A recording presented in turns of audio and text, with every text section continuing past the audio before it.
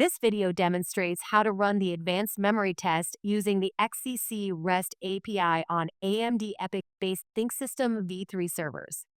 The AMT performs memory tests and repairs during UEFI post using configurations loaded directly from the XClarity Controller. To begin, open your Redfish client. To query the AMT test options, set the HTTP method to GET. Enter the request URL as shown on the screen. In the Authorization tab, select Basic Auth and enter your XCC username and password.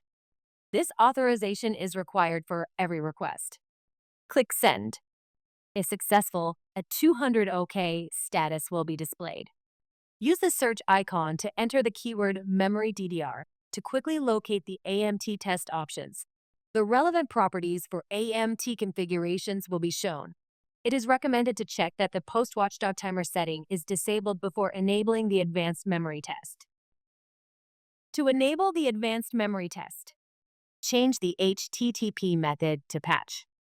Enter the request URL. Ensure that the correct authorization credentials are set. Under Body, select RAW and set the format to JSON. Enter the following attributes to enable AMT. Set the Memory DDR Healing BIST option to PMU Memory BIST. Click Send.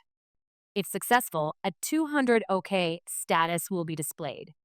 The response indicates that the changes were applied, but a system restart is required for the changes to take effect.